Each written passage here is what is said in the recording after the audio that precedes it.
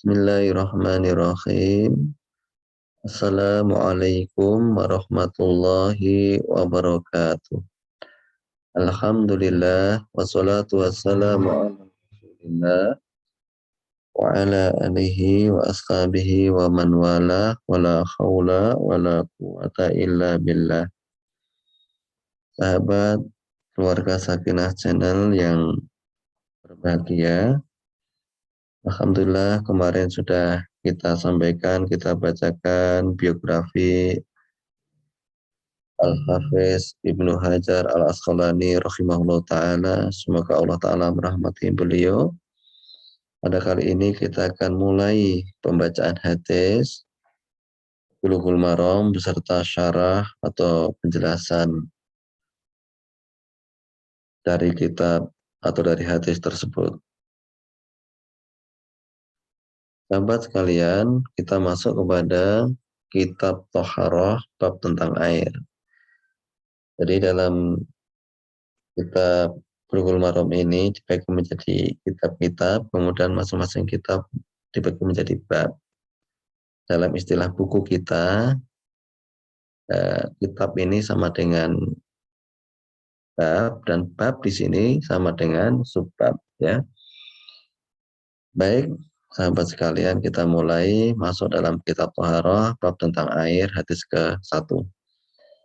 An Abi Hurairah radhiyallahu anhu qala qala Rasulullah sallallahu alaihi wasallam fil bahri wa tahuru ma'uhu al-khillu maitatuhu. Akhrajahul arba'atu wa ibnu Abi Syaibata lafdhu lahu wa sahahahu ibnu Huzaimata wa Tirmidzi wa rawahu Maliku wa Syafi'i wa Ahmadu. Dari Abu Hurairah radhiyallahu anhu bahwasanya Rasulullah SAW bersabda tentang air laut. Laut itu airnya suci dan mensucikan, bangkainya pun halal. Hadis ini dikeluarkan oleh Imam 4 dan Ibnu Syaibah. Lafaz hadis menurut riwayat Ibnu Syaibah dan dianggap sahih oleh Ibnu Khuzaimah dan Tirmizi. Kemudian sahabat sekalian, juga hadis ini diriwayatkan oleh Imam Malik, Imam Syafi'i dan Imam Ahmad. Kemudian derajat hadis ini adalah sahih.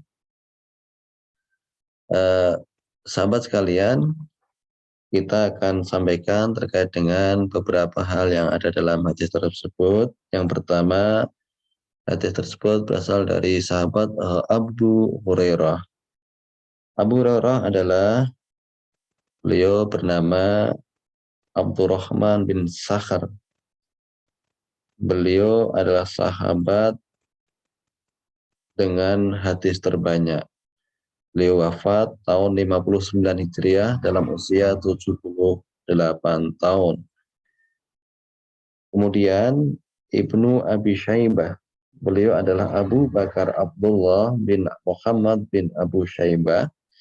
Beliau wafat pada tahun 235 Hijriah, salah seorang syekh dari Al-Bukhari, Muslim, Abu Dawud, dan Ibnu Majah. Jadi beliau adalah gurunya para imam ahli hadis.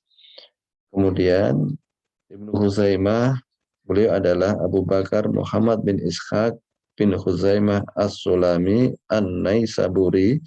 Beliau lahir pada tahun 223 Hijriah dan wafat pada tahun 311 Hijriah.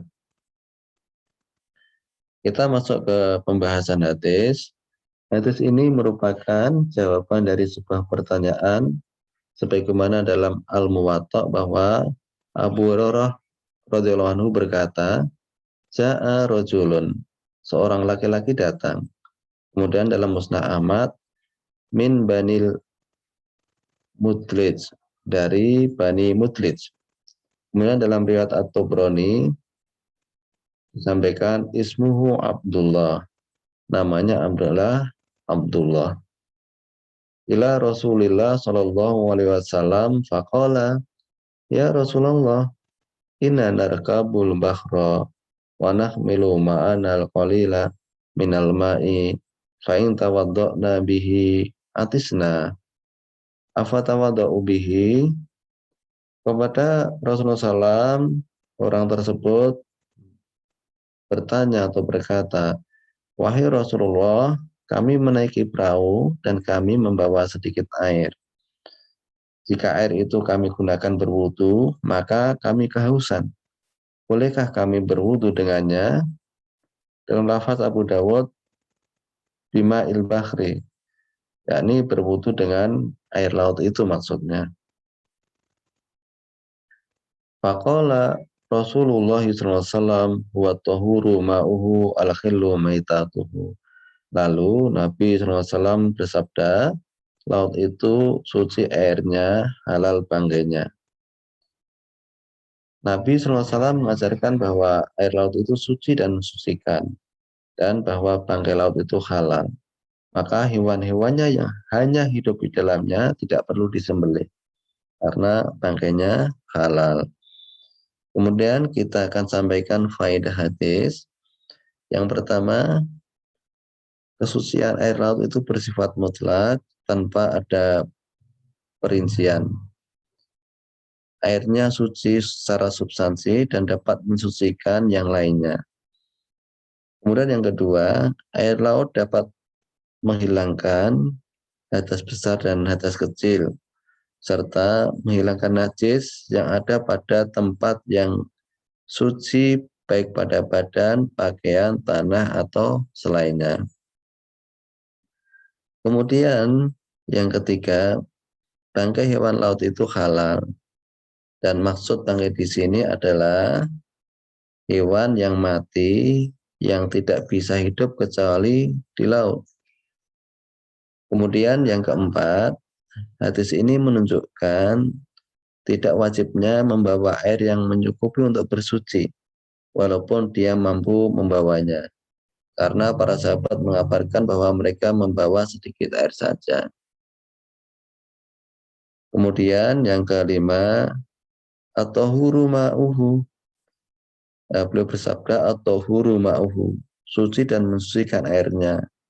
Di sana terdapat alif lam, ya, namun tidak menafikan kesucian selain air laut. Sebab alif lam ini hadir karena perkataan tersebut sebagai jawaban atas pertanyaan tentang air laut. Kemudian yang keenam, keutamaan menambah jawaban dalam fatwa dari suatu pertanyaan. Hal ini dilakukan jika orang yang berfatwa menduga bahwa yang bertanya tidak mengetahui hukumnya. Sehingga ada keutamaan menambah jawaban di luar pertanyaan.